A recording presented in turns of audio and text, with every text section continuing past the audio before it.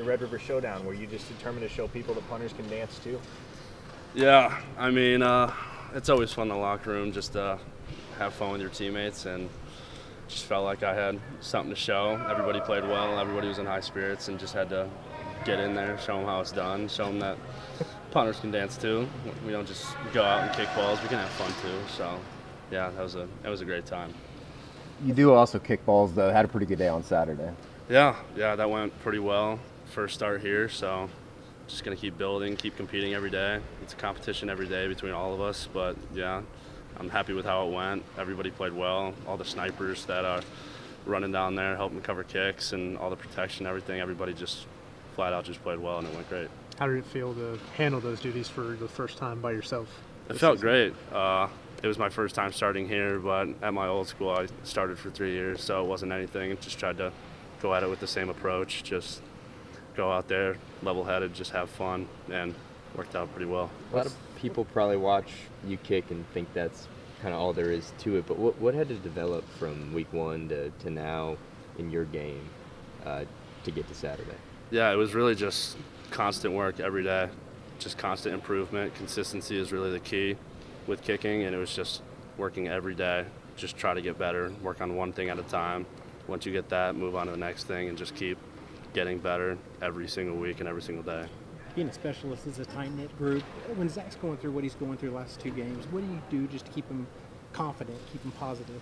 Yeah, so we just try to keep him in good spirits. He's always in a pretty good mood, but he's been in a little bit of a struggle right now. But we've seen in practice he makes 7 consecutive kicks all the time. Like everybody on this team has great confidence in him that he can bounce back and do what needs to be done. So I think he knows what he needs to do. We just try to keep him level-headed and positive, and hopefully, and we know that things will get a lot better from here on out. How does that ebb and flow as someone who kicks? There's days maybe it feels great coming off your foot and days it's not. How do you handle those ups and downs? Yeah, it's mainly, like I said, just consistency, just working on what Nunez just tells us we need to work on, approaching it one thing at a time, and everybody has bad days. I mean, and when you have those bad days, just try not to get in a deep, dark place in your mind thinking that you're not good enough. So it's just working on the positive things and just building off those. 4 inside the 20. Tell us about how hard that is. Nunez said, I think it was in the spring, he said, yeah, he's really, really good at that. So is that a skill that a lot of people will say, wow, they got lucky and it checked up? I mean, tell us about the skill that goes into the practice. Yeah, so what I was pretty good at with Pooch punts is that what he talked about. And then we didn't have any of those on Saturday, but it's mainly just knowing where you're at in the field. You kind of have a different swing for every punt, wherever you're at on the field. So just trying to hit a good ball, hoping if he lets it bounce, just get a good bounce, because 95% of our job, the ball's in the air, and you can't control it. So it was just working on the accuracy, just going out there, swinging away, just letting the snipers, Jacoby and Chris Petaway, just go down there and make a play on the ball. What's been the biggest adjustment for you, whether football or otherwise, coming here to Oklahoma from Central Michigan? Yeah, so the resources that they have here are awesome. It's just definitely a bigger program. Fans are a lot more present, I'd say. So that was definitely a change of pace, but it's mainly just like people on the team here. And don't get me wrong, guys at Central all cared about football. I just feel like everybody here has the same goal, and that's just getting to a national championship and getting to the playoffs and keep improving. Venable says go 1-0 every day. That's everybody just getting better, constant improvement every single day. What's it like as a punt unit when you diagnose what happened at Texas with a block punt? I know it's not just the punter's fault, but as a team, as an entire unit, what's it like the next day to look at film and diagnose what happened on that play? Yeah, so it's just basically everybody has their one job, and sometimes even if one person doesn't do their job, it can be catastrophic for the entire play. So it's mainly just breaking down film, seeing what you did wrong, and then just trying to fix that every day. We do different stuff, different kinds of punt, different kinds of schemes every week. So it's mainly just focusing on improving what you did wrong, put it to bed, and then just work on and go to the next one.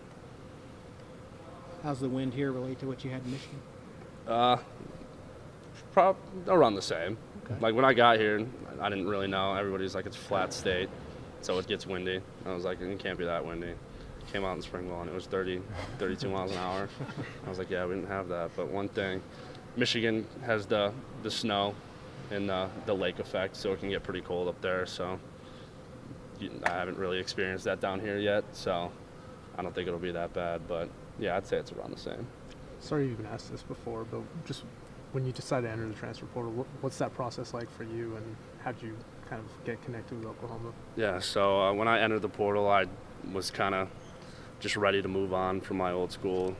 Like, I missed and love all the people there. They treated me super well, but I just felt like it was time that God was really just pulling me in a direction to really challenge myself to get out of Michigan, because I grew up in Michigan my entire life, so I really just needed to challenge myself, and I wanted to play at high competition, high level, and Nunez was at Eastern Michigan, so I played against him for 2 years. So he was the first coach to talk to me and call me out of the portal, and we just built a great relationship, and everything progressed well, and I just felt like I could have a successful career and enjoy the guys down here, and it's been great ever since. I've loved every second of it down here. You talked about the crowd being more present here at Oklahoma. How does it affect a punter in a sense? Like a field goal kicker, obviously the crowd kind of changes things for him, but does that affect the punter at all in that situation? Not really. I mean, there's a lot more people cheering during a field goal than a punt, so it's mainly just blocking out, really just focusing. When I'm out there, I'm literally looking at the snapper and the ball, and that's it. The noise, I mean, that just comes with it. That doesn't really bother me, so it's just looking at the ball, focusing on the snapper and the snap, and just catching it and kicking it, and just keeping a level head, keeping my mind open, and just letting it fly. Do you have a punter you like to pattern your game after, or someone you looked up to? Actually, Tressway is one person, because, I mean, came here. He was a lefty. I met him back in March. We never got to kick together, but I met him back in March, and we just bonded over, just talked about kicking, how we're both lefties, and because that's a little bit more of a rare thing nowadays, because you see mainly righties, but he's kind of a guy that I've looked up to. And then Thomas Morstead, some of the older guys. But, yeah, those guys, I just look at them, how they handle everything, mechanics and everything, and just how they handle pressure, and they know when to hit a good ball, and they know how to do it. So those are two guys that I've looked up to. So coming from Central, 2 weeks ago you're in Dallas at the Cotton Bowl against Texas, and that crazy atmosphere. Can you sum up kind of the emotions there for you?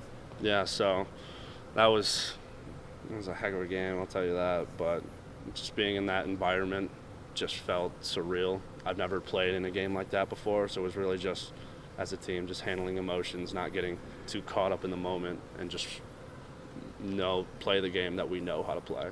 Like, we know what to do. We just need to, like Venable says, Oklahoma only beats Oklahoma. So we just had to settle in, do what we need to do, and we could come out victorious, and that's what happened. Did you find yourself like doing breathing exercises, you know what I mean, to calm down, because the electricity in the stadium is just crazy? I really just go out there and I just go out there with an empty head every time, try not to block out the noise and everything. So just going out there with an empty mind. I usually take one kind of big deep breath right before I go, open my eyes, close my eyes, and then open them, and I'm ready to go.